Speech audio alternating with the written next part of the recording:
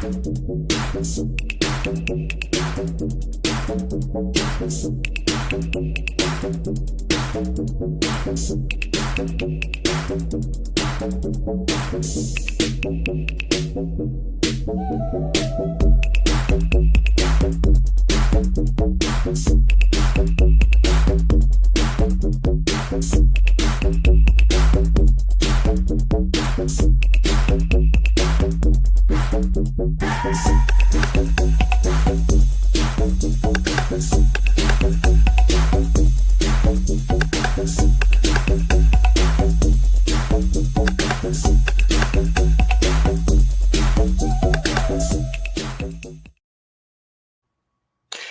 afternoon. How the frickin' devil are you guys today? Pretty good. Thank you for having me. Yeah, man. Really I can't good. wait to get into everything. What's going on, Miss Sophia? Oh, you're not sideways anymore. All right. I froze up during the intro and I flipped my phone to see what the heck was going on. Oh, okay. Okay. Cool, man. So today, we're going to be talking about metaphysics. A lot of people have been asking more about, can you guys talk about your idealism, physicalism, theism, and its relations to society, like the transgender thing, racism, religion, atheism. It all kind of relates to each other, in some form or fashion.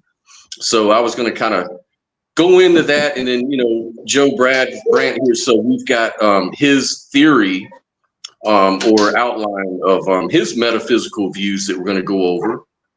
And if anyone out there in the audience wants to call in, I've got the link, and you can always call in as well, and support your view. If you have a view, we can discuss it. We can provide a little pushback or challenge, lightly. We're not trying to, disabuse people of their beliefs or views or anything like that. That's not what this is all about. It's just to have an open conversation and hear what people have to say about these sort of views. We find that interesting. So, if you like this kind of stuff, like and subscribe, to the channel. We're trying to grow the community and get more people involved. That's what we like to do, and get different viewpoints as well. So as an opening, I kind of wanted to just kind of lay out the different views. And I wrote a few thoughts down this morning, going back into my days of studying philosophy books and descriptions and stuff like that. So I kind of pulled all that stuff back out and out of my closet, man, actually. And I started jotting down some key points that I thought would be relevant. So I'll kind of go through that really quick before we get into the discussion. So first of all, I would want to start off with this view is called metaphysical skepticism, right? So I think this would be the first thing to go over. Metaphysical skepticism is a view that makes no positive claims for metaphysics at all, because they say ultimately the metaphysics or the ontology of reality is unknown. And so a lot of these people don't even get into metaphysics at all. They deny it altogether because they say it's not useful. But they don't know what it is. Yeah, but like I was going to say, this is a metaphysical claim in itself. Oh. That's the problem, is that when you say what is, anytime you're talking about what is or can't be or what's impossible in reality, you're already engaging in metaphysics, right? Yeah. Okay. So that was the first thing. So then the other thing I wanted to go over was this other view called materialism, which is really popular. It's been really popular probably since the Enlightenment on up till today. Now, materialism says that everything fundamentally is matter and energy, material. Matter and energy. Most of materialists say that it is preferred view because of its success in science and progress. Now, the problem of this is explaining the mental world, which we'll get into. It has no explanation how you get from matter and energy to consciousness, for example. Also, the interactions and other things that are involved in that. So that's one Which view. is called Yep, go ahead. Is that called the heart? Is that called the heart problem of consciousness? You are correct. Bingo. You get to win 2 Scott points on the show. The hard problem of consciousness. Yay. That problem comes along because of that assumption. If everything is matter and energy, how do you explain the mind-body problem? That's a hard problem. And then, we've got idealism. And so idealism is to say that everything is fundamentally mental. And there's different strands of all of these things. Like idealism has to explain how different minds exist and coexist and how they relate to each other and things of that nature. Where did this consciousness come from? Things like that. Those present challenges to the idealist. Now, the dualist, there's a difference. There's non-dualist and dualist. And so this is basically monism versus separation, which means 2 things. Dual means 2, and non-dual means not 2. So on dualism, they say that there are 2 distinct substances. Like there's the mental substance or the spiritual substance, and then there's the material or the physical substances. And those 2 things are distinct from each other. They're 2 different properties that coexist. Now, the problem, of course, is the old interaction problem. How do you explain how these 2 substances interact with each other? And dualism also entails classical theism. So believing in God, because usually most religions like Christianity, Islam, religions of the West primarily, usually fall into dualistic language. So you've got the spiritual reality versus the material reality. You have God, and then you have his creation. And the only way to become in union with God is through certain practices or certain beliefs. Like, I don't know, on Christianity, believing that Jesus died on a cross and was raised from the dead will bring you into unity with God. But before that, you're dual. You're something, you're separate. You're not one of God's children until you join the correct belief system. Same with Islam, same with a lot of these Western cults and religions and things like that. Now you've got like some Indian religions that are kind of like use gods as anthropomorphic analogs. And so they may not really believe these gods are literal, but they sort of represent things. And so really they're more of an idealistic sort of theism. And a lot of Christians get that confused. I've seen a lot of Hindus challenging Christians and vice versa. And the Christians get the idea that they're worshiping false gods. Yeah. And I always see the Hindus say, no, we're not worshiping any of these gods. These are just symbols. These are like myths that we use to kind of relate to the outside world, to kind of put a certain story behind it. But actuality, we're all gods. We're all part of Brahma. You know, we're all part of that overall mind. So they sort of take an idealistic view. But then some Indians don't. Some are literally dualists. So it's kind of hard to tell. You just have to deal with people on their own terms. Go ahead. And most of them don't even know. Yeah. No, they don't. And, you know, that's the thing. That's why we're having these discussions, because I noticed that with a lot of these podcasts and where we have all these religious debates, everybody's always talking past each other. Yeah. And everybody's trying to, you know, pigeonhole you into what you believe. Like, oh, you're an idealist. That means you believe this. Like, I've been accused of being a solipsist, you know, because of idealism, you know, solipsism, right? Yeah. It's not really a belief system. It's just it's just sort of a thought experiment. Exactly. You know, like, now the funny thing about solipsism is sometimes it's called absolute idealism. And so that's basically the belief that only your personal mind exists in the entire universe. And the people you interact with are just like zombies without consciousness or souls, that it's all in your mind. Your kids, your parents, all the people you care about don't really exist. When you're talking to people online on Facebook, you're not talking to real people. You're talking to yourself. That's the solipsistic view. And a lot of people confuse idealism with solipsism. And they say, oh, you just think that only your mind exists. It's like, no, that's not what idealism is. There's a difference. But they're not You mutually know. exclusive. Right. They're all part of the same family, if you will, where consciousness is fundamental. So that's why I'm going over, like, there's different strains of each. Even with materialists, you know, you've got pluralist materialists, and they believe that nature is made up of divisible composites. And so the problem is to explain the success of quantum field theory, which doesn't talk about composites, but as an entire field. And then they have to explain that, like, what's the seeming interconnectedness of the world? What explains that connectedness? So they believe that the world is kind of like a brick wall, that all the little parts, when you put them together, it makes up the entirety of the wall. Whereas, like, say, a monist materialist would say the one thing that is fundamental is matter overall. So the world is more like a pizza, like each slice makes up the entirety.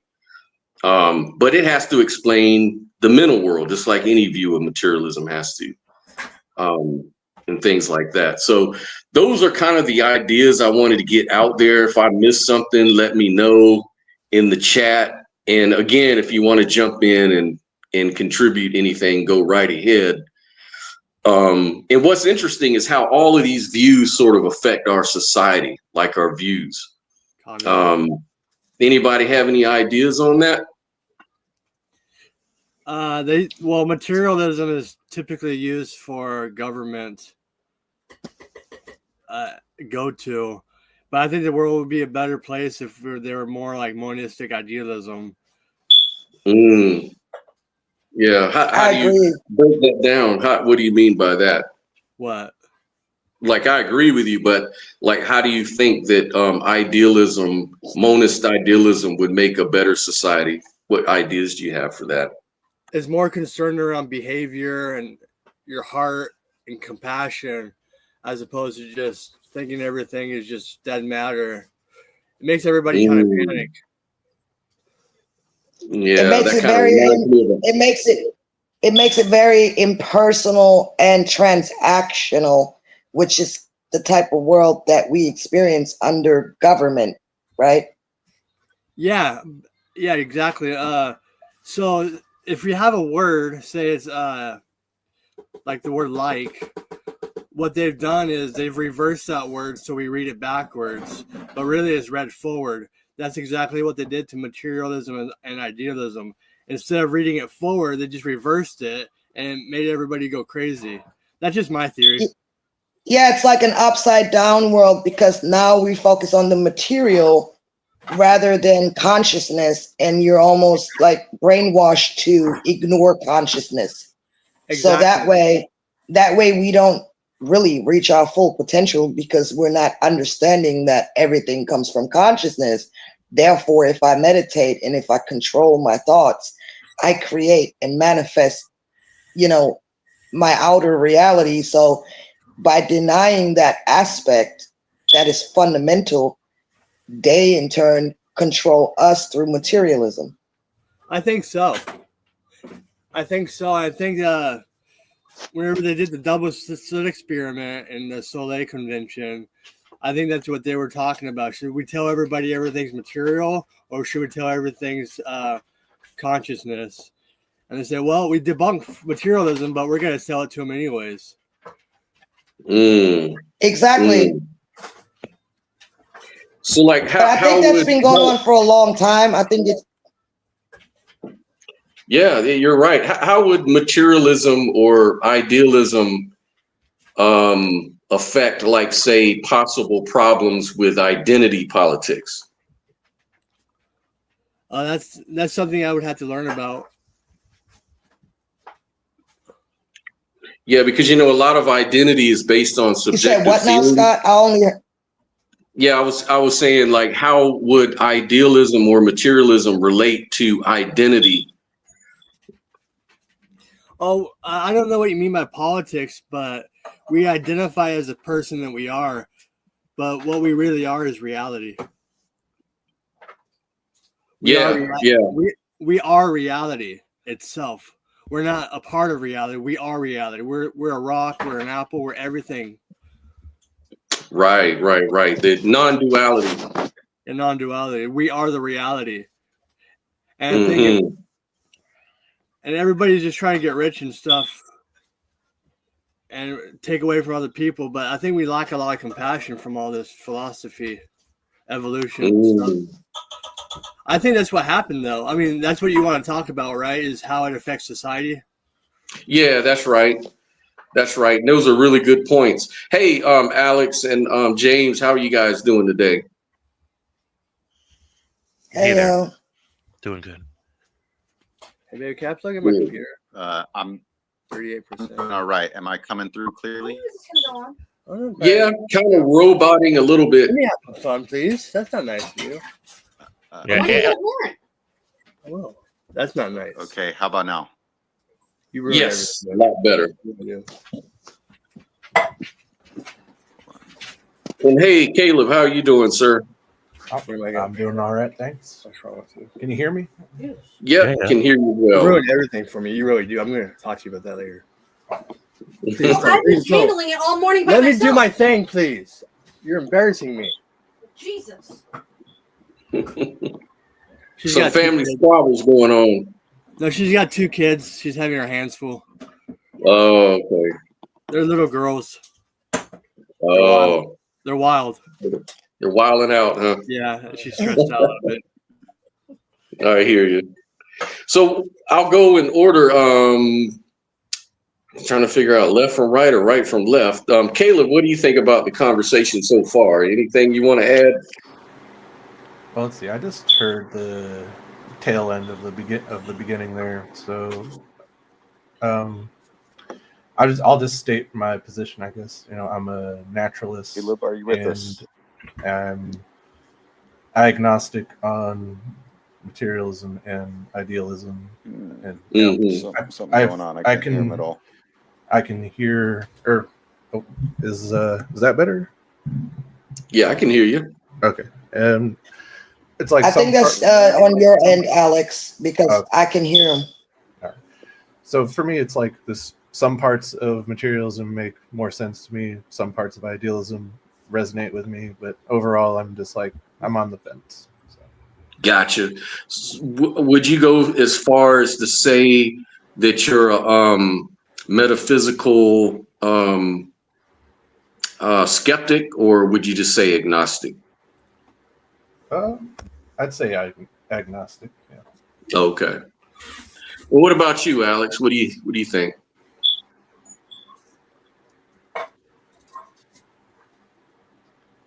Can you hear us, Alex? Supposing that I'm, yes, I can. Okay. And what I was saying is that I suppose I'm pretty agnostic about it. Yeah. And there's nothing wrong with agnosticism. It's just saying that you don't know and you haven't made your mind up, or you may never, but it's not really a claim. It's just a genuine psychological state about that particular topic. And what about you, James? What do you have to say about all that? Well, so I'm a journeying soul, as I would put it. I don't feel like I need to arrive at one specific way of looking at things and then obligate myself to that or cement myself into that for the rest of my life. I appreciate that different philosophical positions are ultimately different ways of looking at life, different vantage points. And I enjoy being able to migrate from vantage point to vantage point at will. You to could be say- more than one thing at once. You could be more than one thing. Yeah, absolutely. So you're kind of like so are you kind of like an explorer? I am, but not for a destination, just for the journey itself. Like I'm not trying to figure out which view is the right one or the best one.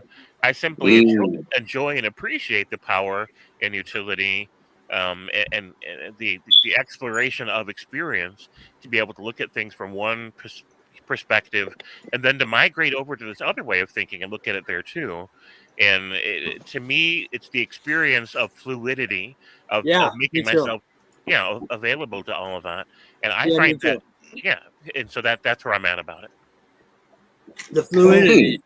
You gotta be fluid. Yeah. Yeah. And it shows that you have an open mind towards life rather than trying to create you're not trying to squeeze life into a little box that you've decided it should fit into. Right. And by making sure I don't put myself in a box like that, that makes it easier for me to not put other people in a box either, where I feel like I'm right and they're wrong and I need to change their way of thinking. Hmm.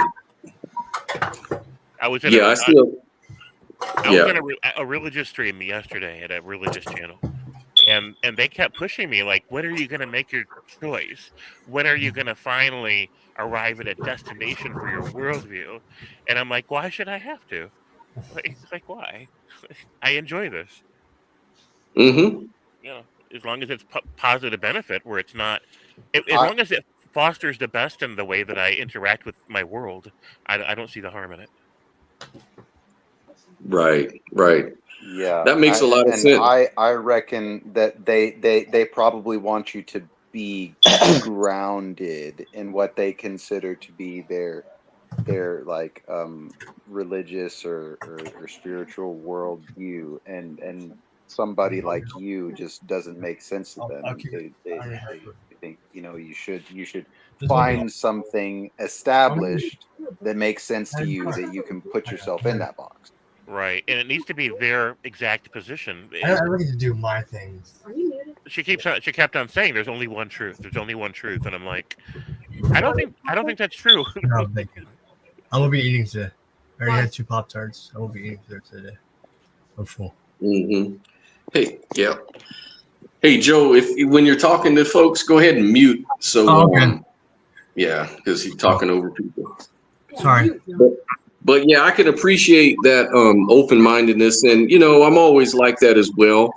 I mean, I'll be honest, genuinely, if I had to pick a certain ontology or particular view, I sort of lean towards the more conscious fundamental stuff because it gives it gives kind of an explanation for a lot of things that I experience personally, that other people experience personally, and that makes sense as a philosophical exploration. Like there's like a tracking.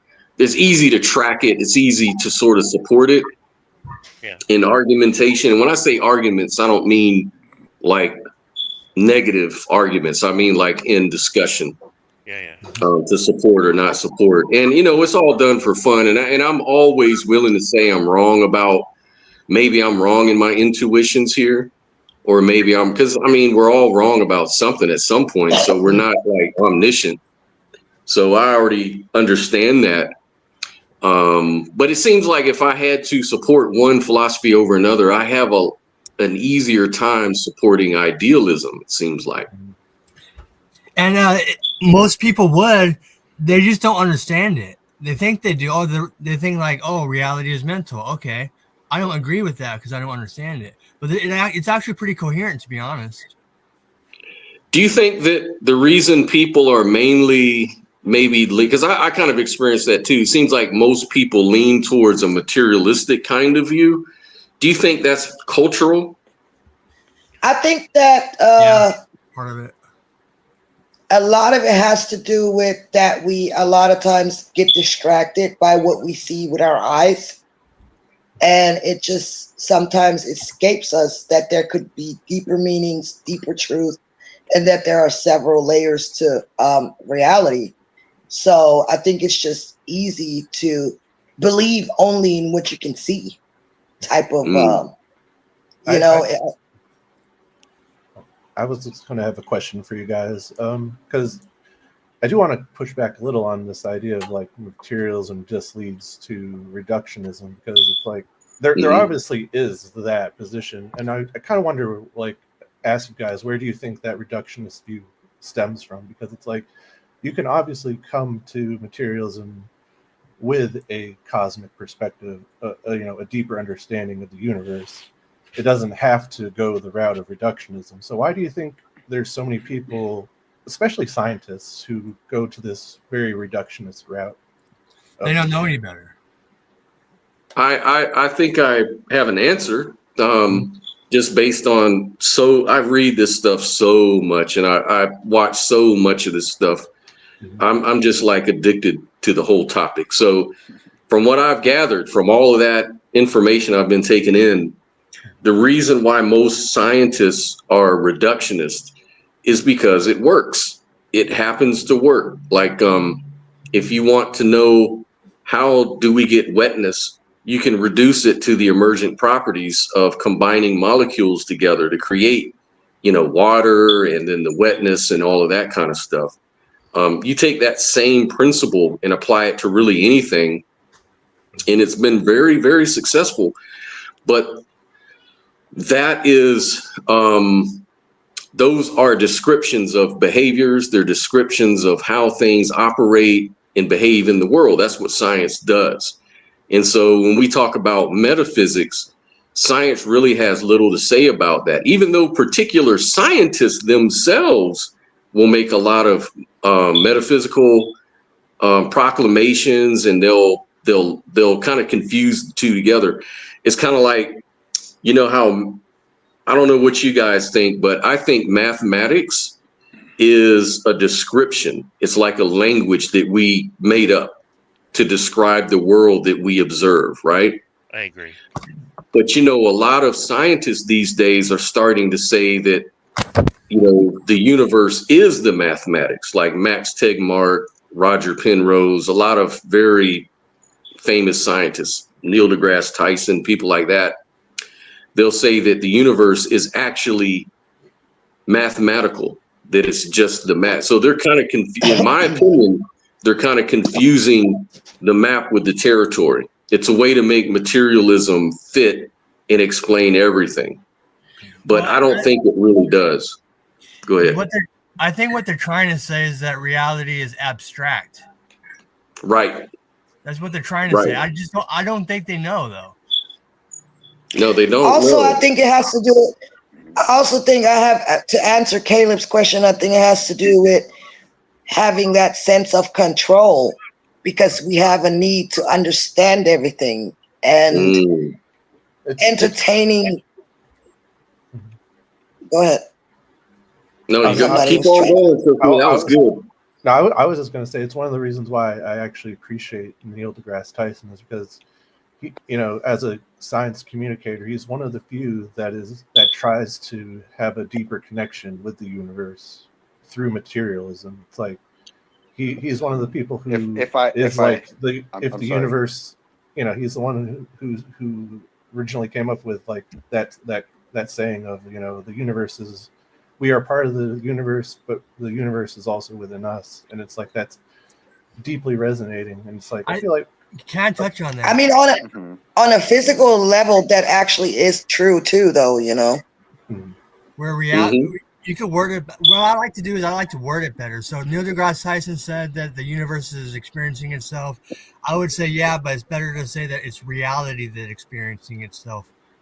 Yes. Not the universe. Well, I would say it's consciousness that it's experiencing itself. Well, what's the difference between consciousness and reality? There's no difference. Yeah, you're right. Actually, never thought of it that way. If consciousness and reality are the same thing.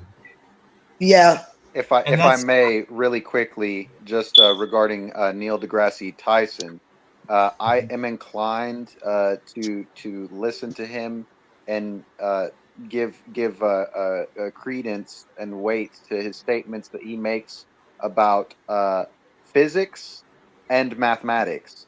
But beyond that, I'm not so inclined to listen to him, because when he tries to go in depth, exploring the theoretical possibilities about consciousness, it just doesn't seem like he has got it figured out that well. And and other areas of science, it seems like he's been kind of like intellectually or politically compromised.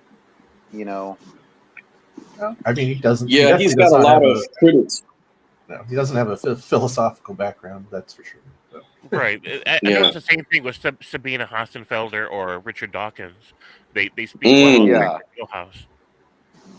I'm sorry, what you said? Yeah. Those so Sabina Hassenfelder and Richard Dawkins both do that too. They when they talk about the thing that's their speciality, they're on point.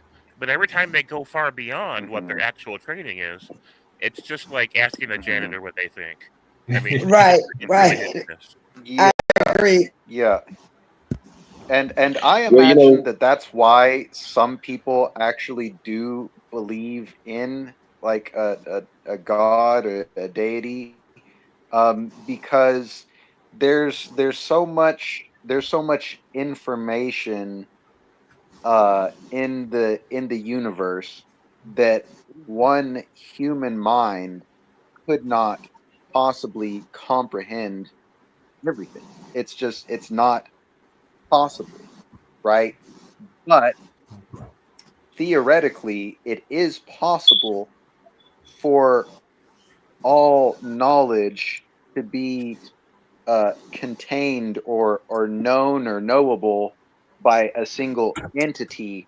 It would just have to be something greater than us with greater parameters. Agreed. Yeah. That's metaphysics. And that's what we're talking about, the different greater reality, what it could be, what is the nature of it. I think one of the fascinating things that you can do is that even the world that we do observe can tell you a lot about its nature.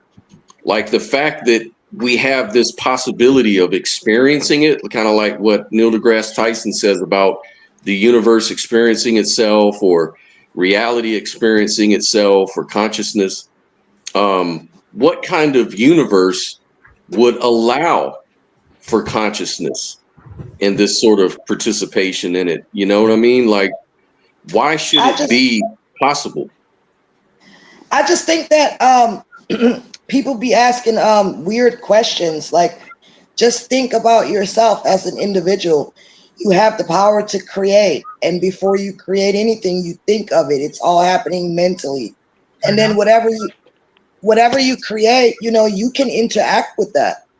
So, like, just imagine all the different thoughts that are just in your mind alone, and that's just one individual. I mean, we have millions and probably billions of thoughts in one lifetime, and we create so many different things. We create scenarios, we create dialogues, we create, material things. That's all we do is create things. We reproduce, and that's just one individual. So I don't think it's far-fetched to say, that there may be a mind at large, right? A just consciousness that expresses itself in everything that we experience. That wouldn't be so hard to wrap your mind around, because just look at what one individual can do. I do want to give humanity a pat on the back there, because it's like we evolved to survive in the Sahara. It's like, hundreds of thousands of years ago, and we've come this far of being able to understand so much about the world in such a short amount of time. Yeah. That's not what Jesus said to me, though.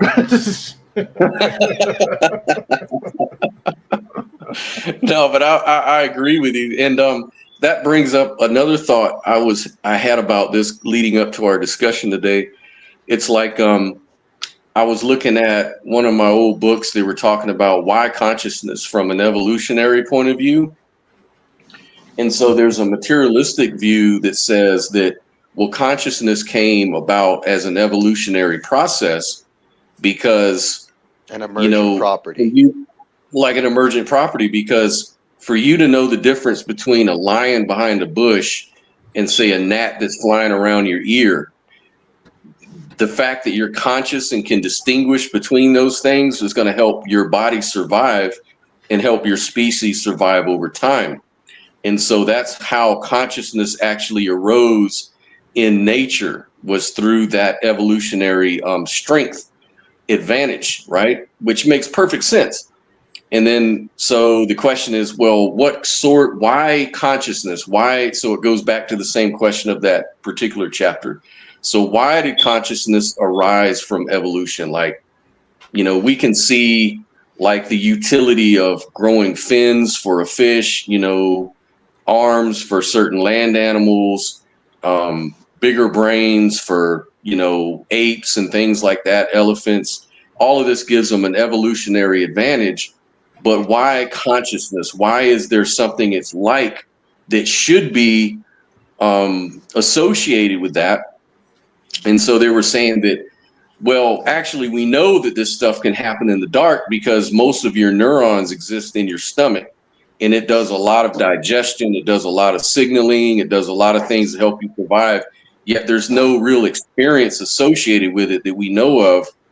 So it could, in principle, all go on in the dark, so to speak. So the question is, why consciousness?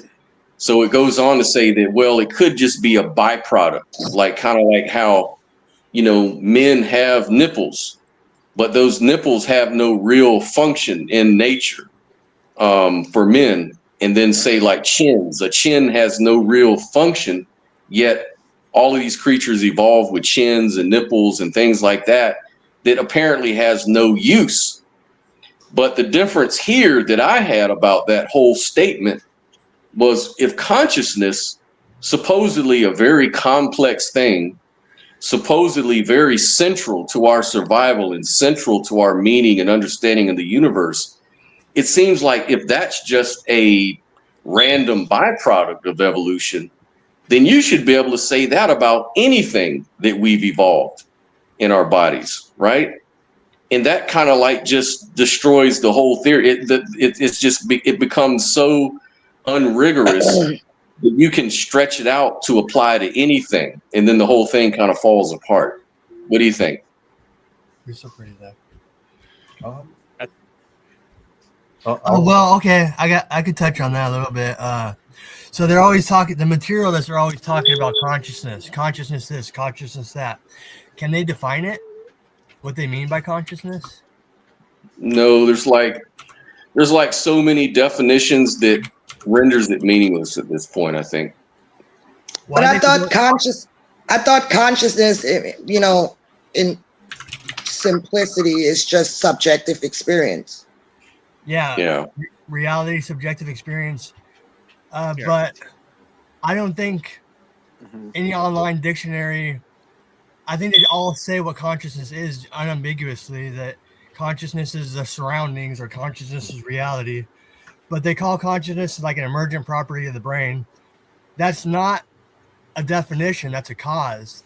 They never actually get around to what, if they call consciousness subjective, but they're saying reality is objective, brain activity is objective. Can you say that brain activity can be both subjective and objective at the same time?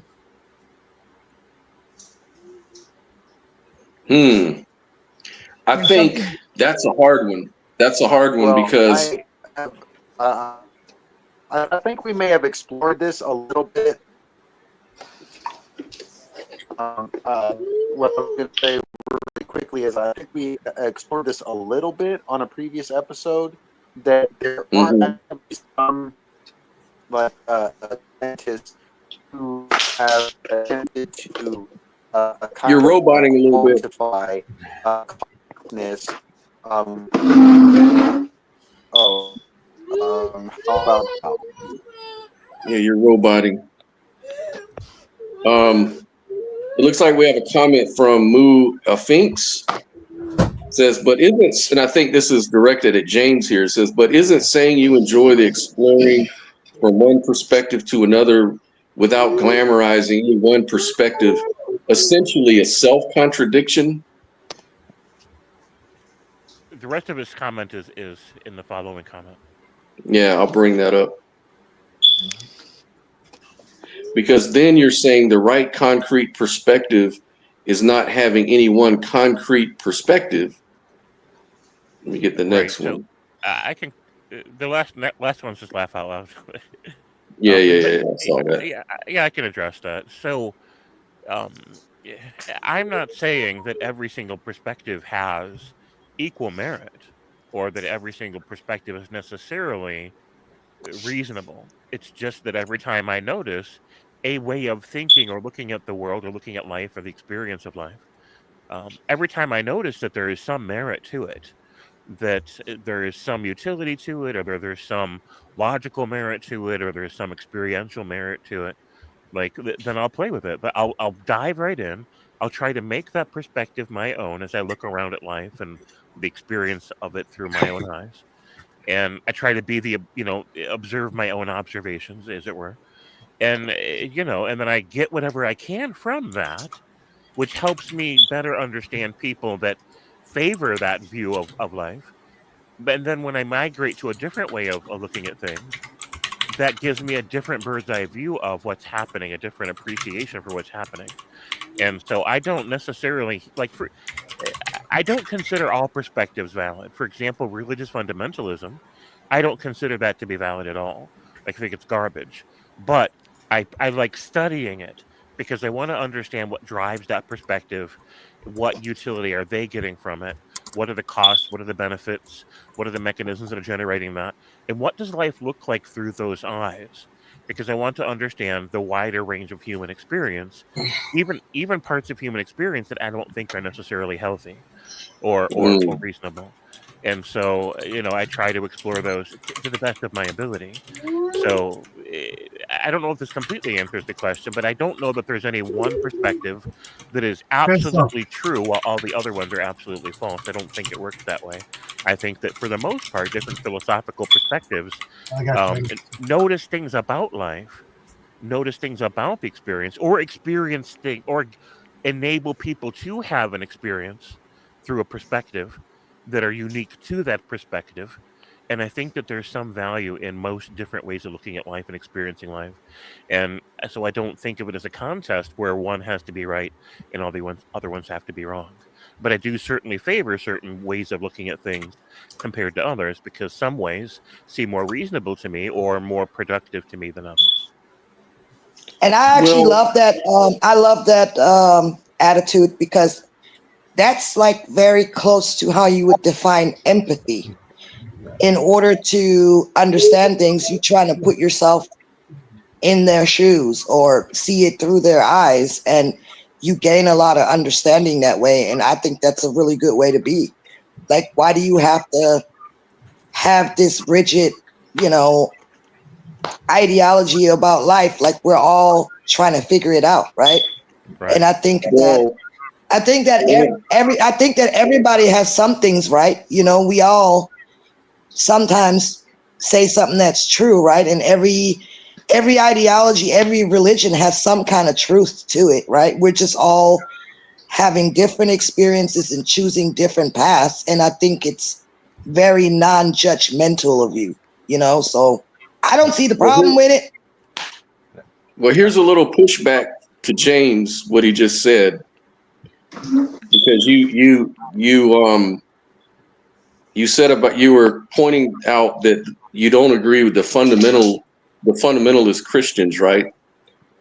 But I can imagine a fundamentalist Christian ask you, well, how can you know anything at all if you don't have a primary fundamental referent like the Christian God to reveal what's possible and impossible? What is your absolute referent to even know that, to say that fundamentalist Christians are wrong?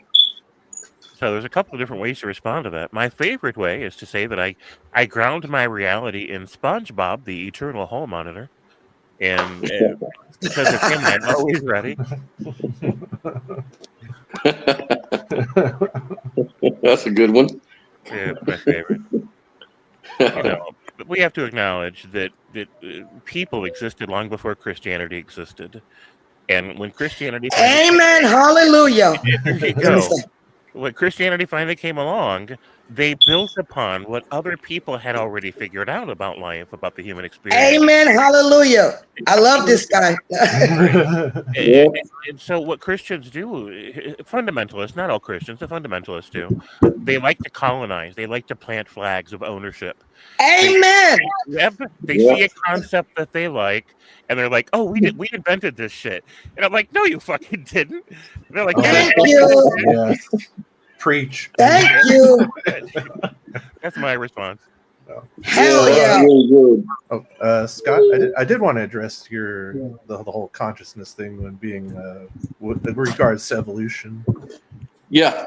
And I feel like as someone who takes from both, materialist and idealist, it's like, to me, it's like I don't understand the materialist view of trying to place consciousness as a byproduct of evolution, because it's like if we look at the science, the science is saying that, all right, so there's this fundamental, or this foundational thing called emergent feedback loops, that it's like, that bacteria have it, single-celled organisms have it, and it's like it's from and this is central to evolution. It's not just a byproduct. You have to have, in order for evolution to work, you need something like this, where it's like you can the organism can react to what's going on around it. Otherwise, it's going to die from the outside dangers. And it's like, if we follow that, then it makes logical sense that consciousness would have evolved from the emergent feedback loop. Like, it's consciousness is just a more complex version of that emergent feedback loop, which means that consciousness would be fundamental to evolution, not a byproduct of it. You see where I'm going Right. with that? Oh yeah. Like, I heard this argument a lot from Philip Goff. Philip Goff, he's like a panpsychist philosopher that's really popular now. I think he's leading the charge with that sort of. Scott, can I ask one quick question so I don't get lost, because y'all know I'm kind of slow and simple-minded. So are you essentially saying that evolution wouldn't even be able to happen without consciousness in the first place? Well, what I'm saying is that that evolution produced consciousness, but consciousness is not just a mere byproduct. Like, it is based on the foundations of evolution, which is the emergent feedback loop, which is it's a fundamental mechanism by which evolutionary and ecological changes interact, influencing each other and shaping the trajectory of both, like a flower and a bee. Like, they're, the flower has pretty colors to attract the bee. Why, so that sort of interaction. And it's like, so evolution, like, consciousness would have to be rooted in that emergent feedback loop, making it more than just a byproduct in my mind. Like, it has to be central. Well, how does it know? How does nature know to produce consciousness as a solution? Well, I don't think it knows. It just, to me, it's what nature is trying to accomplish things that are the most energy efficient way of doing things, and that'll just eventually lead to creatures like us. It's like, so how did the consciousness come out of the natural world as a solution that was energy efficient? well, that is above my level of education. Okay. So it's basically just kind of like a hypothesis. May I take a stab? Yeah, take a stab. Somebody. May I take a stab? Okay. Sure.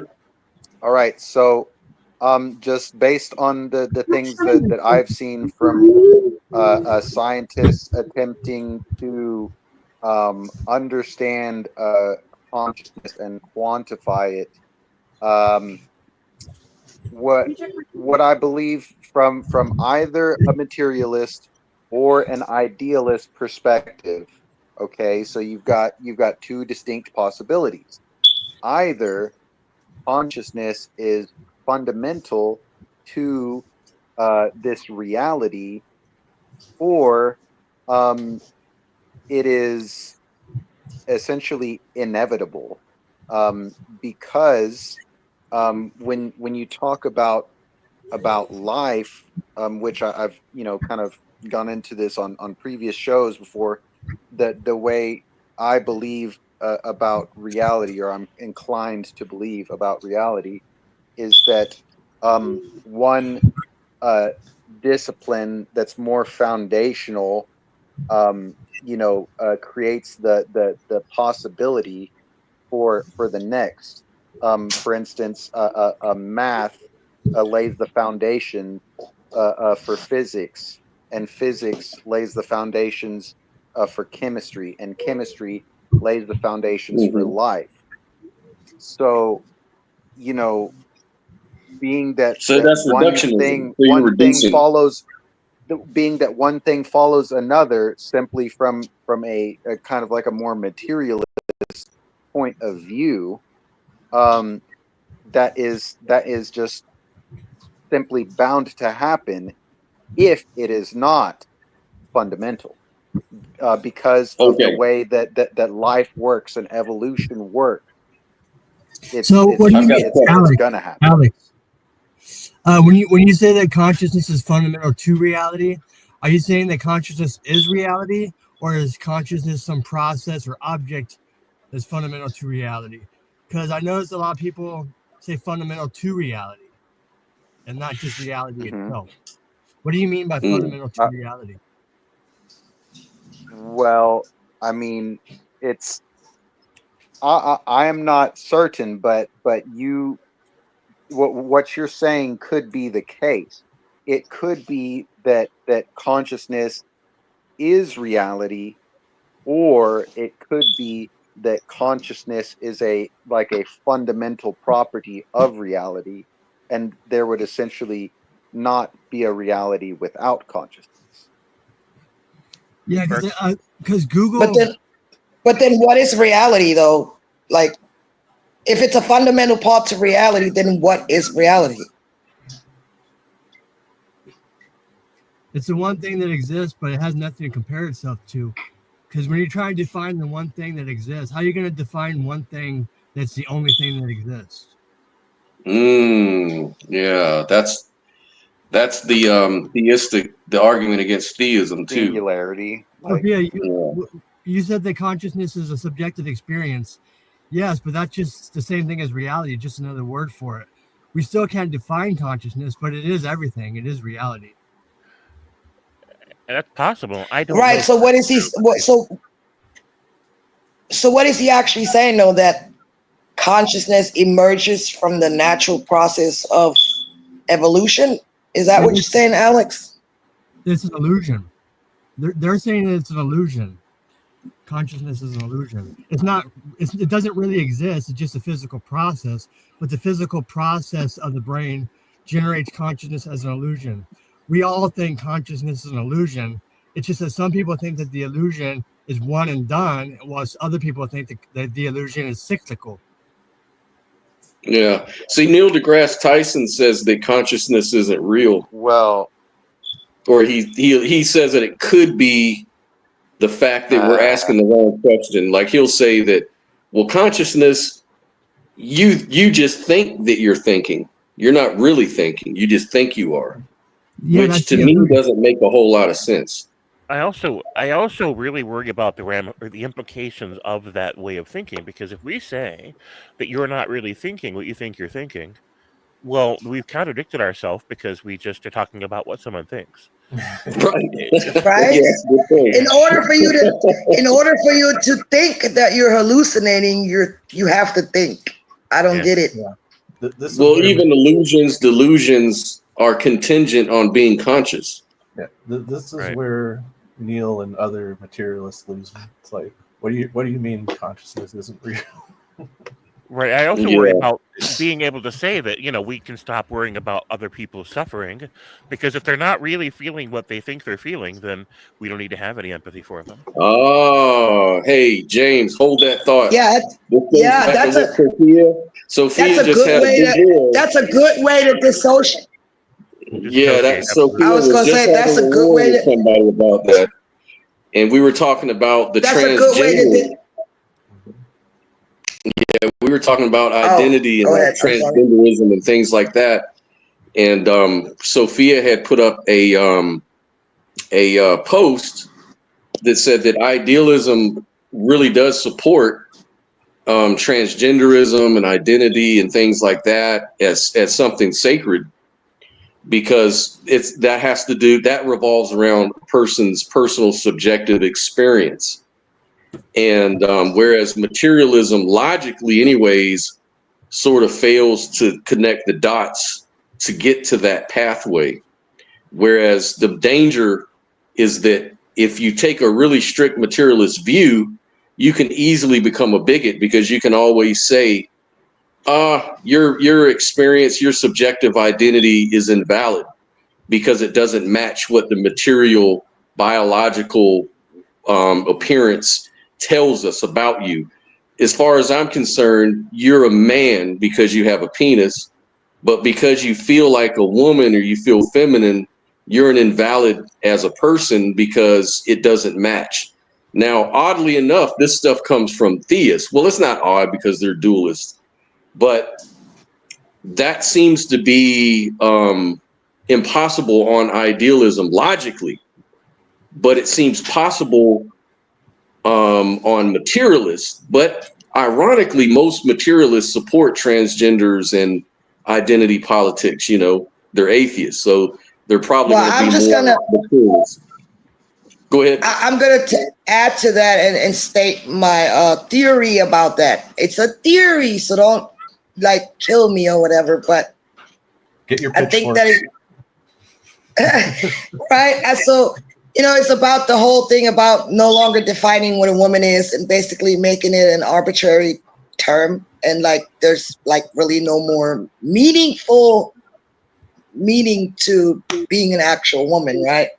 And so I have an issue with that, because being a woman is more than just being a woman on a biological level. It's also a subjective inner experience. And as an idealist, I would say that it's an archetype of consciousness itself. So if we reduce identity to just biology, like he said, as a materialist, you could very well become a bigot and say, well, you're not supposed to be a woman, or you're not supposed to feel like a woman, or you can't be like a woman. So what I think where that even comes from in the first place is that there's no one way to be a woman in the physical. There's no one way to be a man. We all have, we play around with those energies however we do, right? I mean, we have masculine women, we have feminine males, we have intersex. And so even in our biology, we all make testosterone, we all make estrogen, but men make more and women make less. So we see these two things all the time. It's part of reality. But what we can't do is say that woman has no real meaning anymore, because it's a real concept within consciousness itself. And I think what materialists are doing is, because it doesn't fit into their worldview that a person can be like that, right? For example, like in Muslim countries, if you're a gay man or a feminine man, that doesn't fit.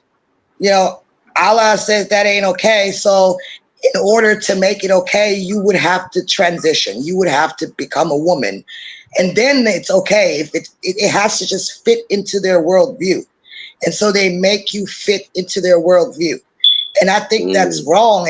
And I think that's how society pressures people into developing things like dysphoria in the first place. Because right. the society tells you something's wrong with you. You don't fit into this material view that we have, or this materialistic understanding that we have. And so it makes people feel like they're out of place. And then you basically, tell them, but it's okay if you turn yourself into a woman. It's okay if you do that. And now we're just going to say anybody can be a woman. But I'm saying that takes away from the very thing that a woman is as well. You know what I'm saying? And I think idealism is very accepting of people who have these inner experiences, people who are different. And in ancient cultures, we always recognize that there are people like that, and that these energies can be expressed in various different ways. No one was ostracized for that and forced into a box. And I think materialists need to do that and then sell that to everyone to make sense of it and make sure that their fucking worldview doesn't fall apart. You see what I'm saying? So they're trying I to could be wrong, but that's just my theory. So they're trying to squeeze the material world into the subjective to make it fit inside the subjective world. Basically what you're saying, right? But you can't do that though. It doesn't work. Right. Well, it doesn't need to work. That's the whole thing. It doesn't. It doesn't work. Here's can you guys see this? Can you see No. The sun is the rays is making it hard to see. Go ahead and explain that, Joe, because I wanted to give you the stage for a minute to explain your view thoroughly. I made a very simple chart, circle diagram. You can't see it on my phone here, but you can nest the physical or the material into the abstract reality, which is abstract. But you can nest the concrete in the abstract, but you can't nest the abstract into the concrete, because physical just means the physical means that it's either numbers, quantifiable, you can measure it, and the physical is also perceivable. So if the physical is perceivable and quantifiable, those are abstractions. That's all.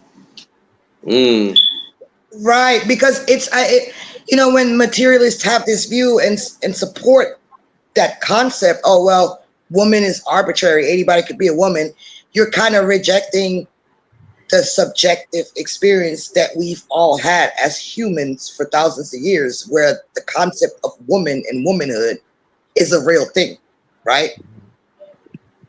Yeah. So you're essentially like I've been saying, trying to make it fit. I mean, for me as a naturalist, it's like, I don't know if my view on trans people would change if I became an idealist, because it's like I said, my deepest cosmic perspective is that, if we are part of the universe is within us. It's like we need to be respecting each other because of that. And it's like, and so it's like, I'm going to try to make that include trans people, gay people. Yep. And so I don't know how much that would change if I made it wouldn't actually, because like you said, if we're all part of the same. No, that's the whole thing. If we're a part of the whole thing, that wouldn't change. Yeah, go ahead. All I'm saying is that wouldn't change. That's the whole point. It shouldn't have to be changed. But why do we feel the need to put people like that in a specific box? Why does a person, a biological male who has a penis, who has all the normal reproductive organs, but he's having a different subjective experience, still doesn't make him a biological woman? And so why is there this push to make him fit into a specific box? And then at the same time, you're saying that, oh, being a woman is arbitrary. It really has no real meaning, but it has a real meaning for the people who want to be put in that box. It's contradictory. So, I mean, I'd say the first part of that I would guess just attribute that to just human tribalism. It's like we love putting things in boxes, and we've loved doing that since the beginning of civilization and before. But I mean, if I'm to tackle the whole trans thing, though, it's like I feel like, so I know how would you fix the issue of where it's like trans people have been marginalized, but they feel like, they resonate with, the gender that they feel that is in their hearts and minds, and so it's like, oh, I want to identify as a woman, and yet it's like, so how do we balance their sensibilities with women, biological women who are like, hey, if you do this, you're erasing part of our identity as well. So, like, to me, it's like I want to figure Well, that out. it's not what I would say the solution is how we've always done it before Christianity and all that other shit. You're a trans woman. Simple as that. You don't need to say that what I am as a woman can no longer be recognized just to be inclusive to you. You can be a type of woman, and it's called a trans woman. So in other words, it's like a third gender. And why is that such a problem? I don't understand that. Because that means I'm validating your experience. I believe that you have this subjective experience. And there may be biological factors that play into it and psychological factors, but whatever the case is, that's your subjective experience, and I'm to respect that. Why should I judge that? But when you say I can no longer call myself a mother because that's non-inclusive to you, that's insane. That concept has always been there since the beginning of time. It's not something that I can just get rid of. When you say that I can't do certain things, that's always been natural to womanhood as to not offend you or whatever, then you're kind of trying to get rid of me at this point. No, why can't we coexist and recognize that we're different kind of women? Yeah. You see what I'm saying? You're not exactly a woman, you're a trans woman. No, I understand that there right? are those people who want to just erase everything, and that's problematic in itself. But I'd say I've also come across trans people are just like, yeah, I'm not a biological woman, but I feel like I fit in the umbrella of womanhood, and so like, would it be an issue? Is it really an issue then to say that they can fit within the definition of woman? They're just not a biological woman, or is that like, so where's the friction there?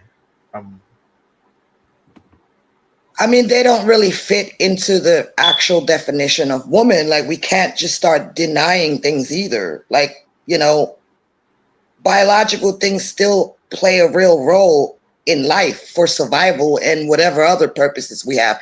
Basically, labels exist for a reason.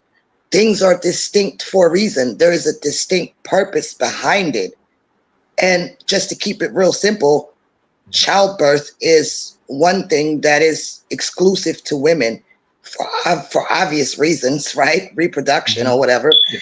And so you don't need to put yourself in the identical category of a woman in order to feel accepted. You can say, I'm a trans woman, and that's it. I mean, why is that a problem? I could ask the same thing.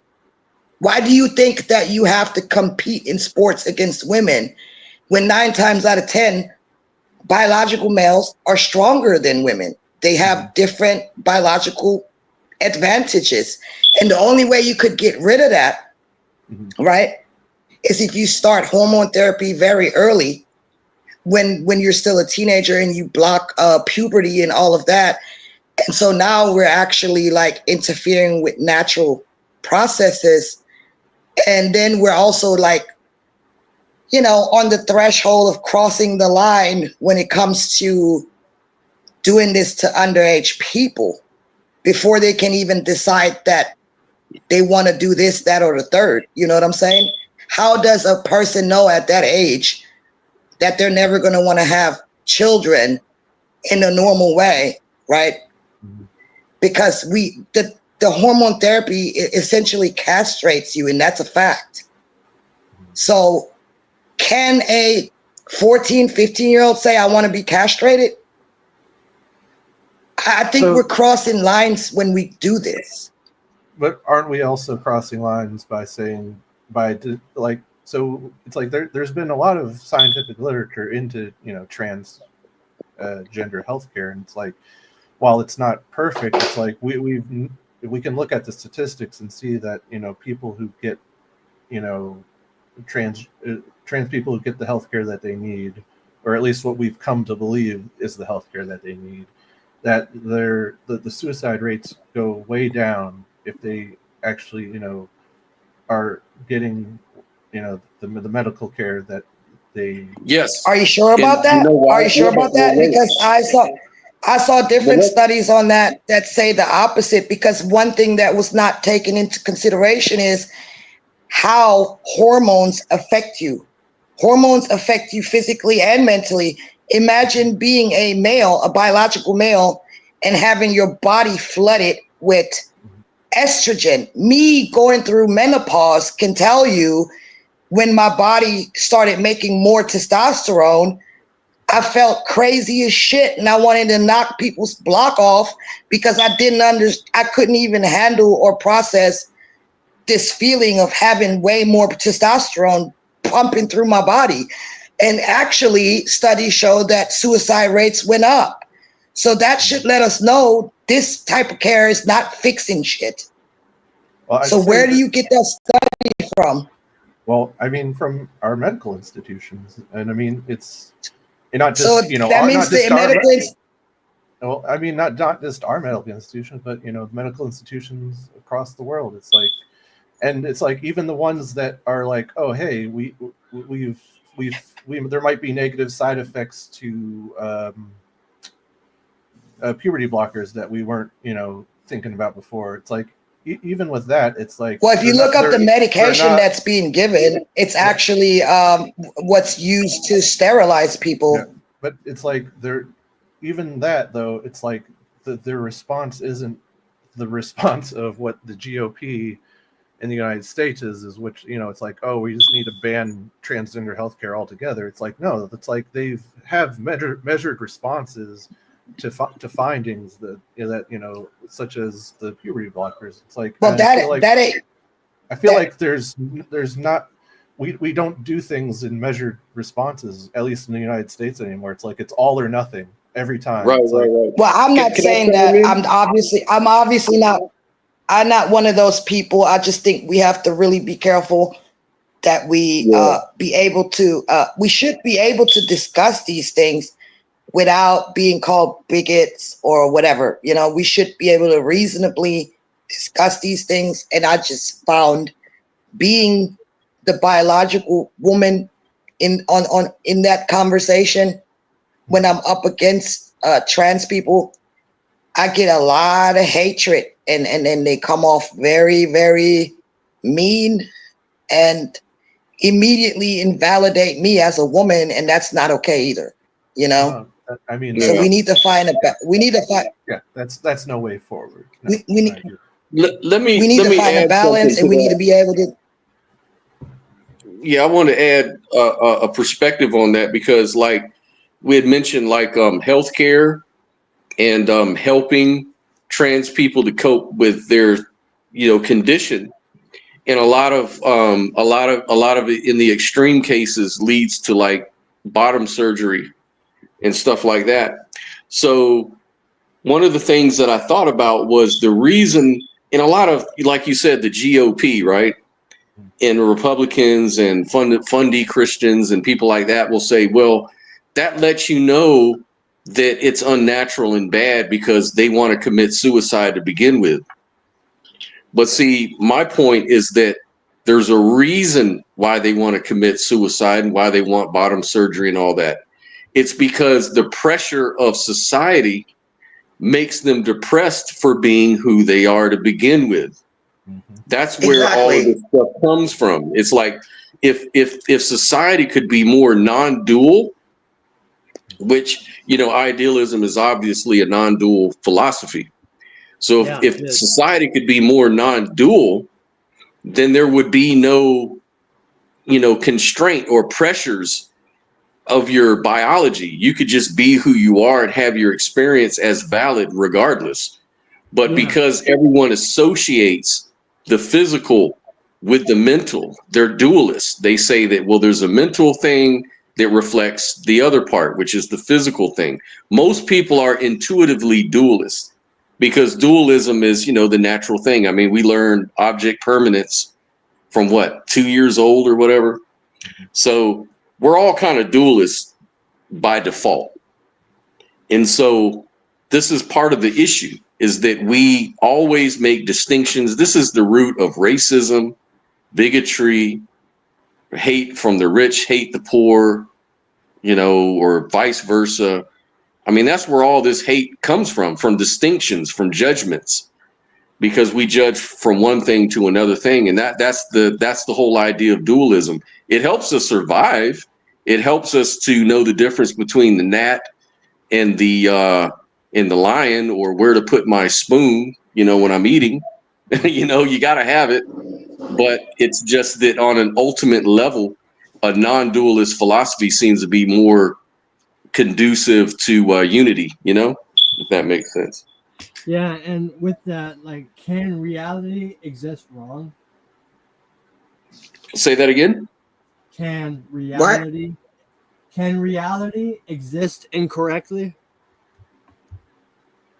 No, No, not at all. it can only exist as it is. Yeah. But I don't think it's the distinctions that cause a divide. It's like once you say, oh, you're invalid and I'm valid, or you're not as good as me. That's when I think the problem comes in at. The distinctions are needed, just like you need a map. You need a physical map to find a place that's 2.5 hours away. You're not just going to find that place. So there has to be a map with distinct markers and whatever else that needs to be on there for you to find your way. So we use distinctions or labels or whatever to navigate. It becomes a problem though when you for the real thing first and foremost, or when you say, oh well, my map's better than your map, but then your map's taking me somewhere else and this map's taking me where it needs to go. It needs to be accurate. And then we have an issue when we say, oh well, you're black and you're some kind of animal and you're not even human, and I'm way better because I'm enlightened and I'm white. Yeah. Does that make any sense, Caleb, what's been said so far to your statements?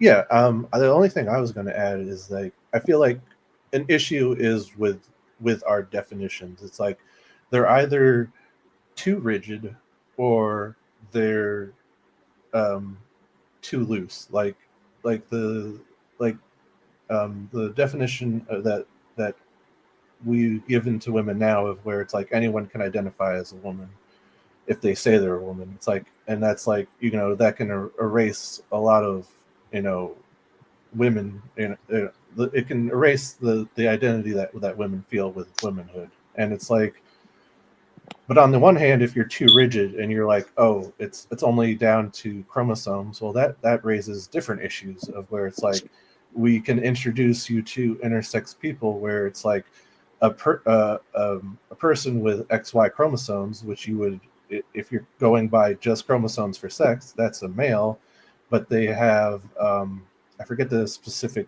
intersex disorder, but it's like they're born with a vagina, a uterus, but their testes, are, they're born with testes, but they're not functional. And so it's like, but you can this male who has the phenotype of a female can technically through IVF get pregnant. So it's like, if you're defining this womanhood just based off being able to give birth, well, now you're saying we have a quote unquote biological male giving birth. It's like, it's more complicated than fundamentalists want to, let on. Like, it's not just like, oh, what's a woman? It's like, well, I agree with that. Like, well, yeah, well, what is a woman? We need to actually sit down and think about this. Yeah, for real. I mean, that's the whole purpose of semantics and language, is so we can get a meaning. Because if everything is just anything can be anything, then what's the point of language? Like, we might as well just say anything.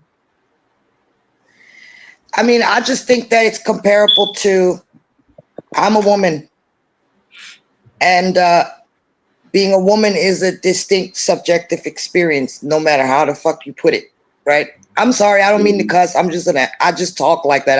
I don't mean, I'm not being aggressive or whatever.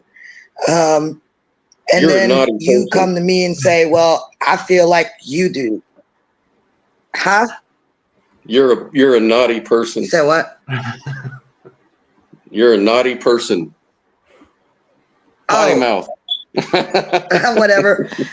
Anyway, yeah, I had an abusive dad that cussed like a fucking sailor, and I got some of those bad traits. But anyway, you know, I can't know what your subjective experience is. That's just going a little too far. I don't know. Like, we can learn from each other. How about that? You know, we can share in our experience. We don't need to say, I know what it's like to be you. We can show empathy and say, hey, let's have understanding for one another and go from there. Yeah. Yeah. And then, you know, that goes to all issues, really. But, you know, at the same time, you know, I really value the dualistic world because, like you said, we've got to have a map to know where we are and to know where we're going and to really build ourselves as people. We have to have opposing views, opposing constraints that challenge us and make us who we are. So there's a lot of meaning we get out of a dualistic world. But at the same time, there's a lot of value in looking at things from a very non-dualistic view.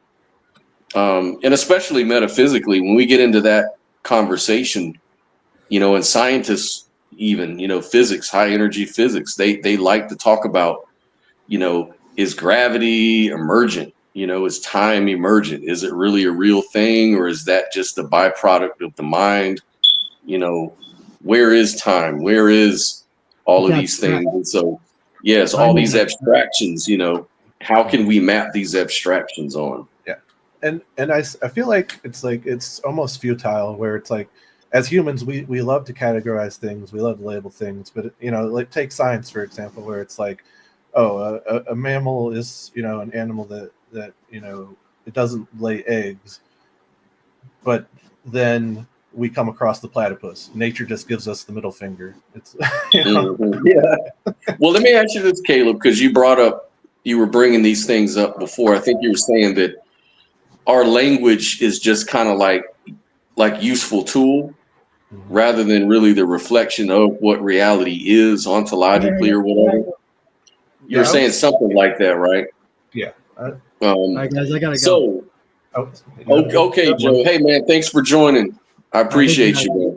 Thanks for having me. You got it. So I had a question. Here's the thing. I was thinking about the immaterial mind, something I thought about the other day. Mm-hmm. So basically composites, like, you know, parts of things, like say a chair, you got the leg, you got the back, you've got the seat cushion and the wood and everything that makes up the chair, right? But those, according to your kind of looking at it, those are just words we use to be, you know, useful, like for function and description. But objectively, it's all just made up of atoms and subatomic particles, right? I mean, you know, it is, but it's like, it's one of those things where it's like, it comes down to what my core values are. And it's like, there's all these useful constructs that help me navigate the world. It's like, I want to see humanity thrive. So if it would make sense that I support human rights, it's like, you know. Well, yeah. And that's fine. But I was kind of getting back. I was kind of shifting gears a little bit. Mm-hmm. So like we're talking about metaphysics. So like you were saying that, so I'll call them composites. Like the world isn't really objectively made of composites. It's really just energy, right? The particles, energy, whatever the fundamental stuff is. Yeah, whatever the fundamental stuff is.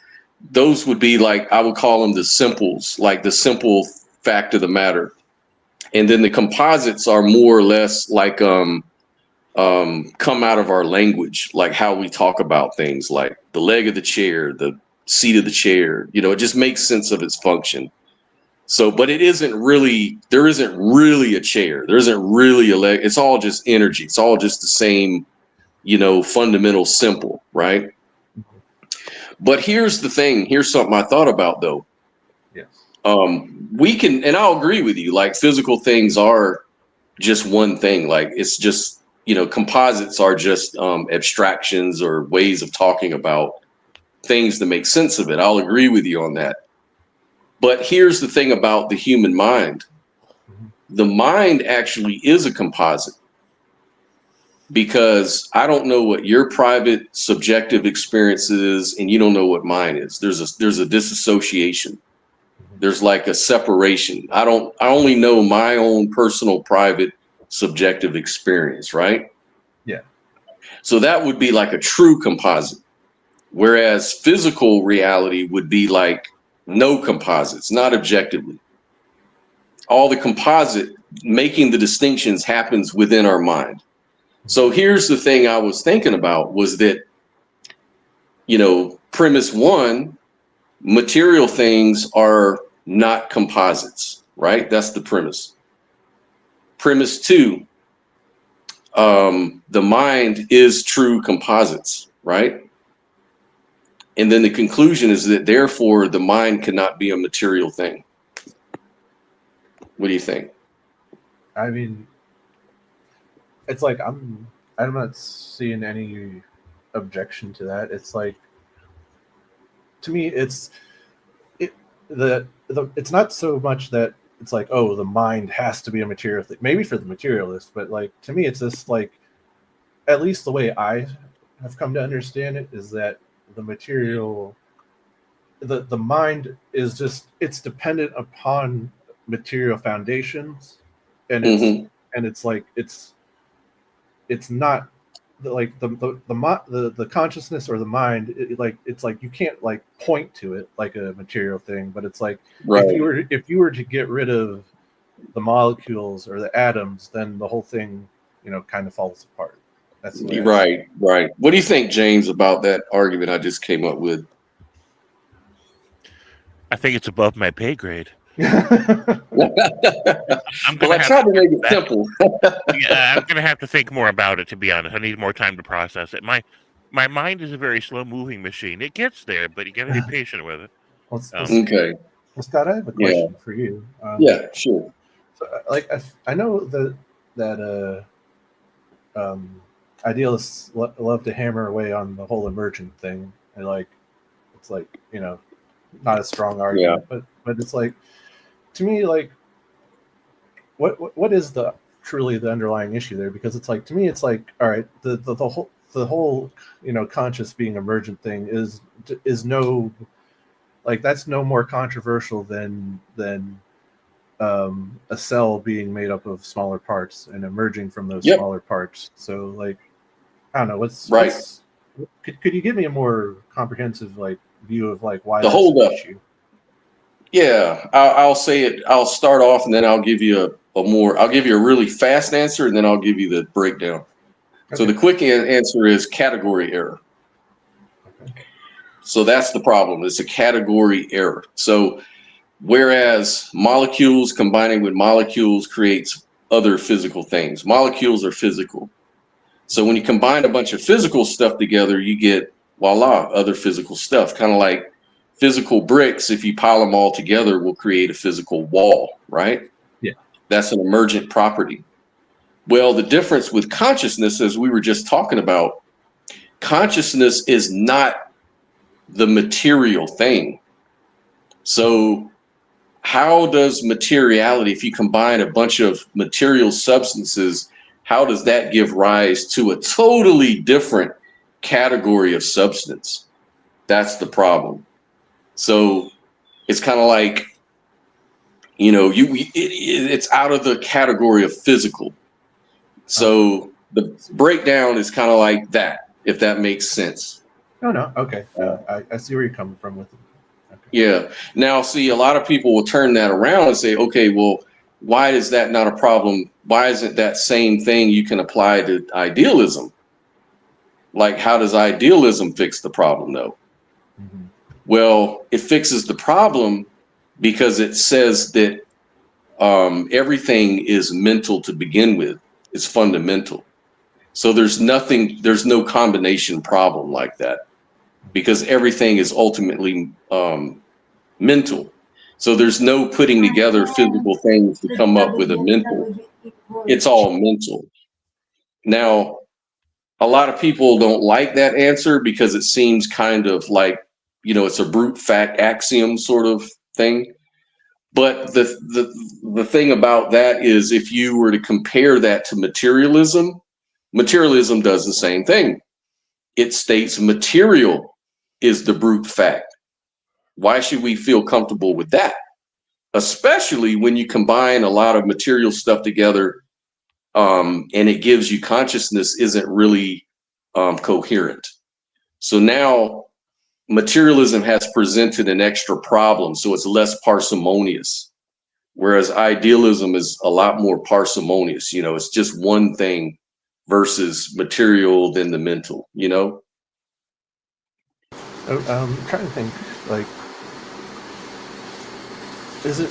But is it really a separate thing? Like, at least maybe it's just because I'm not a materialist, but it's like I'm just like thinking like, Oh, you're all breaking up.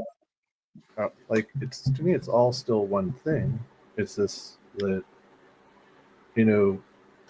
for whatever reason, it's like this is the mystery here. It's like we can't touch or feel our consciousness, or we can't measure it or whatnot. It's like, to me, it's like it's all interconnected.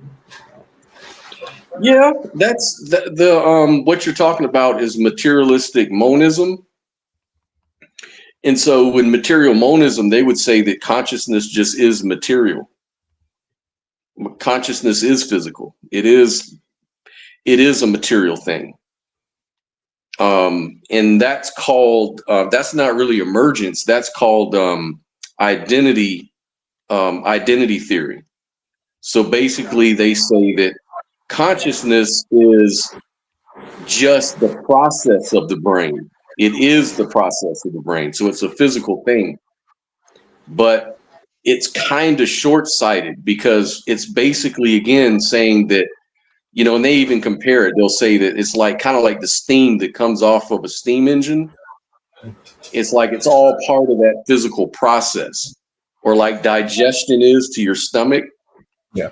But the problem with that is your analogies are falling short because they're still all physical things. Steam is physical. It's just another form of matter. They have yet to describe how a conscious experience is a form of matter in itself.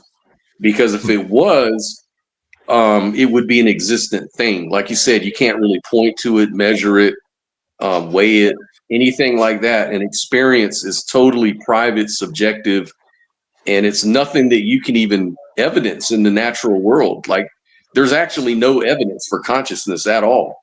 Yeah. In the physical world, there's none. The only thing we have is assumptions. We assume each other are conscious because we're talking to each other, we're relating to each other. So we have that kind of evidence, which is what they call anecdotal evidence. But that's not physical evidence. That's not evidence in the physical world as scientists use to prove things or to make theories about. They have to have substantial, tangible things that they can actually weigh, measure, produce. No one knows how to back engineer consciousness yet. Yeah, I mean, I was going to say there is neuroscience, but it's like that's more like just little pieces of the puzzle where there's nothing that combines it all. It's right. It's all valid. It's useful too, and it's neuroscience is just looking at the correlations. Yeah. It's saying when this particular part of the brain lights up, a person will say, "I see the color red. I can imagine red," and they can study like 1 million people that will visualize red, and then that same part of the brain lights up. And so from that, they'll say that that part of the brain is correlated to the experience of seeing red. But correlation is not causation. It's just a correlation. Like the experience itself, the qualia, is totally outside of the redness on the MRI, screen, right? You're just seeing the brain correlate to the experience, which makes sense under idealism. It's no more controversial than saying that when I drink this bunch of beer, I'm going to get drunk.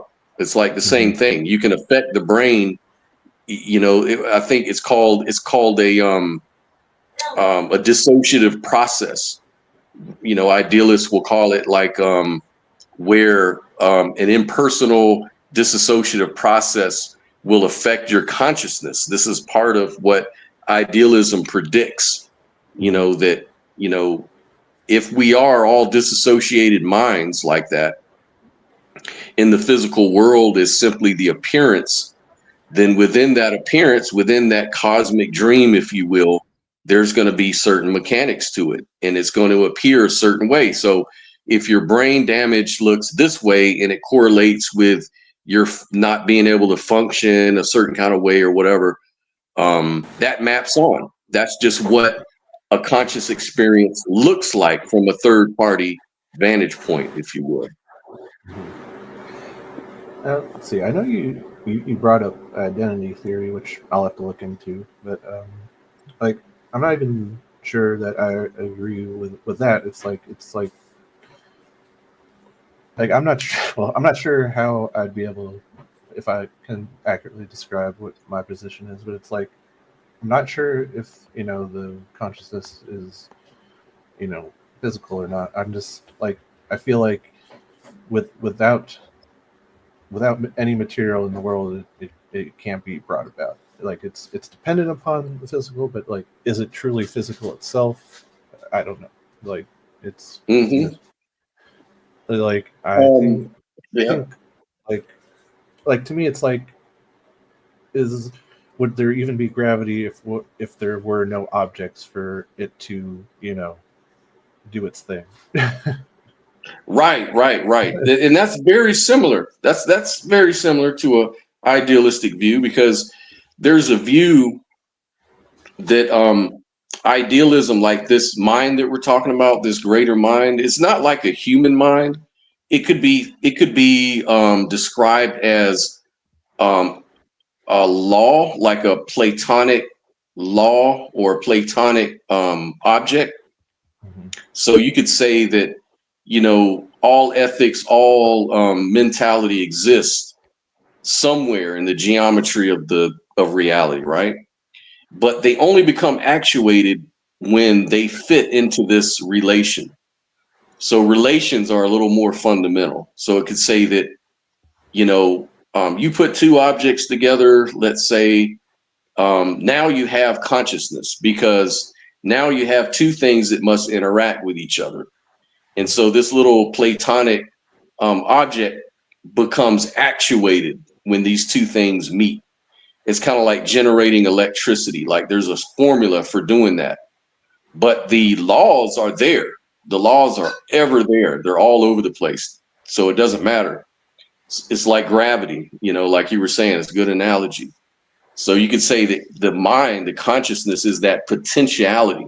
That's how the Hindus put it, that the greater Brahma is like a potential mind. It's like a field of thought.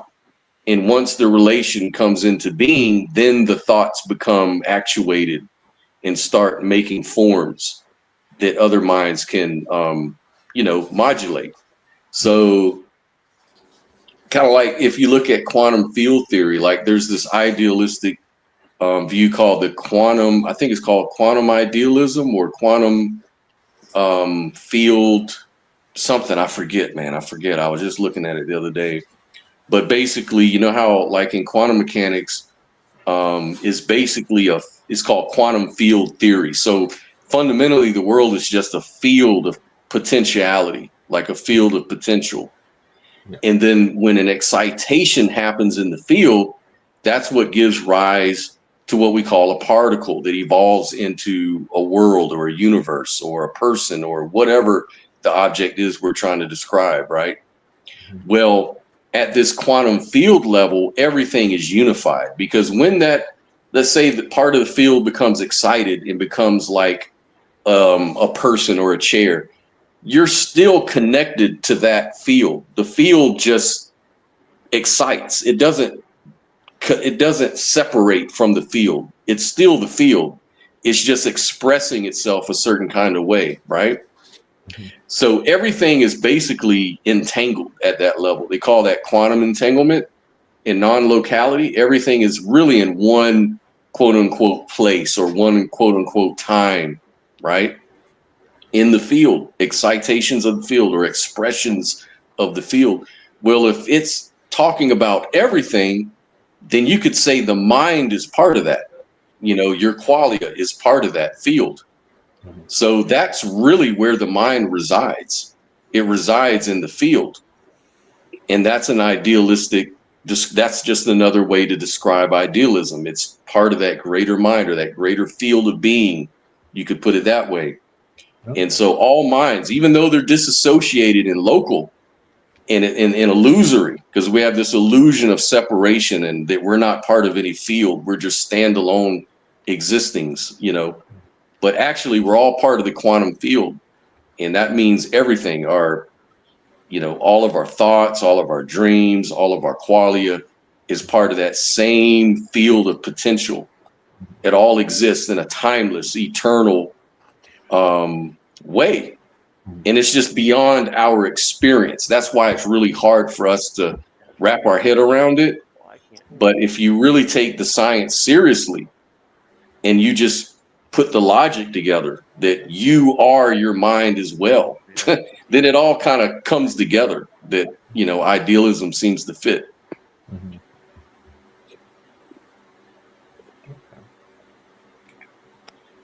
Let's see. I mean, it makes sense, and you know, I'm not going to say, "Oh, you're wrong." I would say that I don't know. it's like. I also feel like though that you can come to that conclusion with, you know, with other frameworks where it's like, Oh yeah. I feel Yeah. it's like I feel interconnected with everything, even though it's like I don't believe we're a one mind. It's like, you know, and it's like, because it's like, even though we're separate, you know, minds, it's like we're all from the same stuff, and it's like, to me that's Yeah. It's just words, man. It's yeah, just semantics. We're all saying the yeah. same thing. Like I spoke to a materialist, what, about 2 weeks ago, this guy, he was a Buddhist and a materialist. And he was saying that, well, I'm not an idealist, but I still believe that we're all connected by the quantum field or the field of being. That's part of our Buddhist teaching anyways, but I just don't want to go along with the idealism. And I was like, well, let me ask you, is your consciousness part of you? And he goes, no, my consciousness is me. And I'm like, exactly. So how are you making that separation? And it finally clicked with him. He's like, you know what? Now it finally makes sense. He was like, now I understand, because he already, as a materialist, believed that in quantum field theory.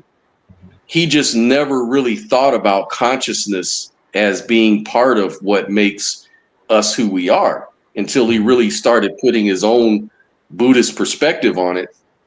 And then he was like, so you're saying you are the consciousness and the physical thing and everything. I'm like, yeah.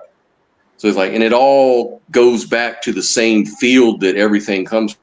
So that's where idealism comes from. So it's just a word. I think, you know, in a way that conversation sort of taught me something, that I think everybody doesn't really have a big disagreement. It's just that we don't like to, or we may not really understand what positions are actually, you know? Well, I mean, I'm not sure if I was confusing Sophia and you guys earlier with the whole, you know,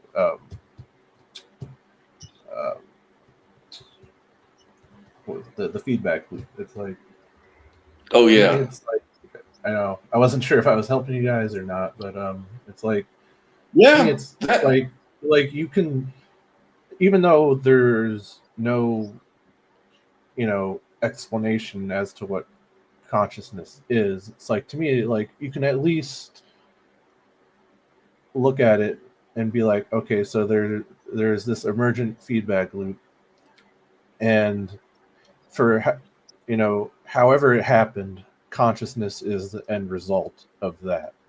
Like, it's Hmm. or I wouldn't say the end result, since evolution doesn't have an end goal, but it is the result of billions of years of the feedback loop evolving over time into complex creatures and becoming Yeah. consciousness. Another good way to think about that is to kind of like make a category for yourself, like a relation between consciousness itself. Like, we can say the greater mind consciousness, or the idealistic cosmic mind, or the quantum field, or the field of being, whatever you want to call it, right? You can say there's that consciousness that's always there as a non-local entangled sort of phenomenon, right? And then you have this human consciousness, or animal consciousness, or insect consciousness, or plant consciousness, or things that evolve through, like you said, feedback loops in nature, right? And I would call those meta consciousness. So basically, those are kinds of consciousness that relate to itself. So they're of the same substance, though, as the greater consciousness. So there's no hard problem. And yet we can also look at that as distinguishing, as, the evolutionary story or explanation that we observe, right? And we can say, yeah, it makes sense that as bodies become more and more complex, then it seems like the experience, the quality of the experience changes with the evolution of the more complex bodies, that happen. So whereas like an insect may have like a different sort of experience of the world than a human would, because it is a different being altogether. And so if you look at consciousness as ever out there like a field, then it's going to actuate depending on the relation, depending on the insect body or the human body or the dog or the cat or whatever. The consciousness is going to filter into the kind of body that is. So in other words, it's almost like it isn't that bodies create consciousness, but consciousness imposes itself on bodies, if that makes any sense, if I'm saying that right. um I don't know, it's kind of like if you were to send like let's say a radio analogy. This is a rough analogy. Let's say a radio station broadcasts music at a particular channel, and let's say a little one speaker radio, really cheap. You're going to hear the music differently than if it hits, some really nice car stereo, with the booming bass and the acoustics and all that. It's going to express itself different. It's going to express that same signal differently based on the machinery. Does that make sense? I mean, sort of. It's this. I don't know. Like to me, like it's like you like the idealism. It's like it makes it makes sense until it gets to it's a main thesis of the greater mind, where it's like I don't know if it's my biases that I grew up in with my culture, like you guys were talking about earlier, that's keeping me from doing it, or if it's something idealism itself that's just not clicking. It's just I don't know, like it's like going off the data, at least that I can see. It's like we the only things that we've come to see that have minds are living organisms, and it's like, so to me it's like if we could find something that is conscious that's not that, that would go a long way, I guess, in getting me to be an idealist. Yeah, it's it's metaphysics. So ultimately, it's going to be hard to really, because it's not in the category of physics. It's not really in the category of the physical things. So anything that you would discover would be sort of like indirect experience, like an indirect observation that may support it. But you can always, if you're creative enough, you can always flip it. Like, for example, I don't know, are you familiar with the telepathy tapes? I am not, so you'll have to educate me on that. Okay. So about a year, I think it was like a year or two ago, this lady started freaking out. Well, it wasn't just her. It turned out that there were multitudes of people around the country who had children that were autistic that couldn't speak. They couldn't speak. They could only express themselves through writing, and they could write very well, but they couldn't speak. And they were very erratic in their body movements. You know, there's like a certain kind of autistic person, Yeah. right? And all kinds of people started to complain that it seemed like their children could read their minds. They were like, my kid can read my mind. I don't know how he does it, but if I'm thinking of something or doing something, he writes down on a piece of paper every day what I'm thinking about. And it's always correct. And this was just anecdotal stuff, right? So they sent it to this particular group that was studying autistic people. And the group actually fielded like thousands of these reports. So they decided they were going to do an experiment, see what is this really about? What's really going on with this?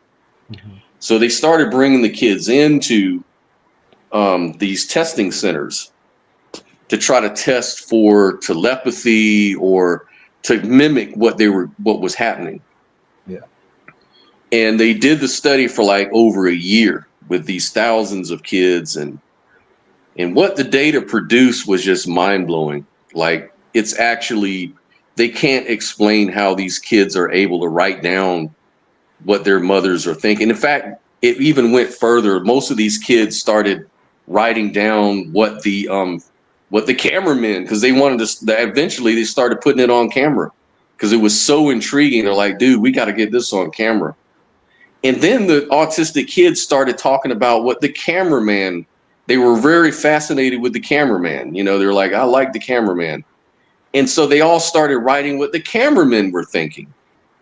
And the cameramen were like, oh my God, it's correct. And so they started testing with that. And they started, you know, coming up with certain questions and writing down answers on a hidden piece of paper in an entirely different room. And the autistic kids would get it 100% right every time. Not 99%, but 100. And it was really fascinating. So they're really trying to figure out what can account for that, what sort of physical.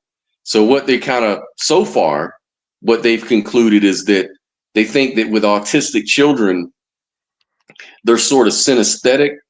In other words, when certain parts of their brain, like speech and expression, are suppressed, other parts of their brain become strengthened, and they start relying on those more so. But they don't have a real mechanism, like a physical, materialistic mechanism for how that sort of telepathy can really happen.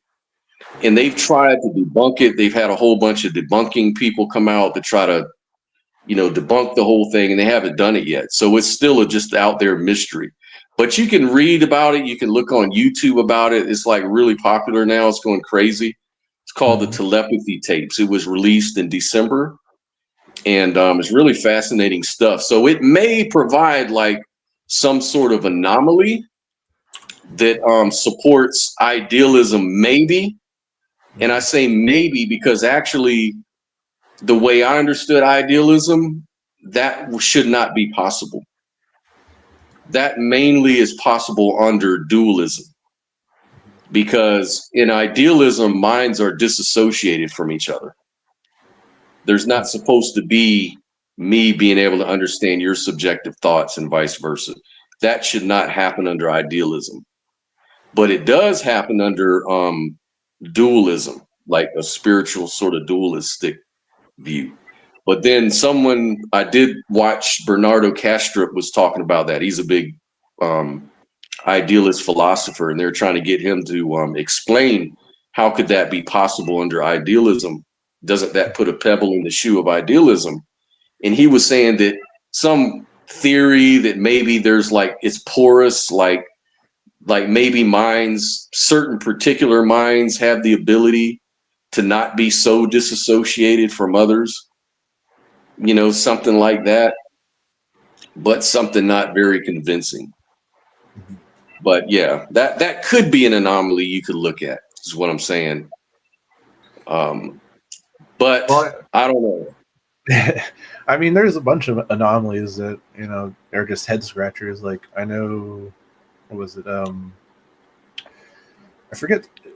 I saw it as a child on TV where it was a guy who basically their body temperature, like they could be in the Antarctic Ocean and they wouldn't get any sort of hypothermia or anything like that. Like it was completely normal for them. Their body temperature can go up or down. And it's like science couldn't explain it. It's just... Right, like mind over matter. or like how I forget that one guy he's like the only person in the world who has a specific type of blood that can treat a certain type of disease, and it's like, why is it that that's the way it is? And it's like, well, I don't know. It's like yeah, those anomalies are out there, and I've actually experienced a lot of them over the years, and that's partly what makes me kind of lean towards at least that the mind is probably not material. I go back and forth with dualism and idealism, but at least analytically, it seems like idealism makes more sense because it's more non-dual and monist, and so it's more parsimonious. So logically, it makes more sense. But who knows? It could be that they're both true somehow. It could be that these anomalies can still exist and idealism be true. It could still be materialism is true and these anomalies be true. It could be possible. I guess it just depends on, what framework makes the most sense to you and why, So yeah, it's really interesting stuff, man. But I tell you what, Caleb, we're going on about 2 hours and I've got my AC guy coming out here to fix my AC in a minute. I got to get some air going on in here, buddy. But I'm going to go ahead and cut the stream now. But man, I really appreciate everybody's, participation, man. This is a really good conversation. And if you're out there, please like and subscribe, and join the conversation, call in from time to time, and let's have a good time. Yeah, I had a great time with you guys. So. Thank you, man. All right, brother. We'll see you next week, man. Yep. You have a good one now. All right. Peace.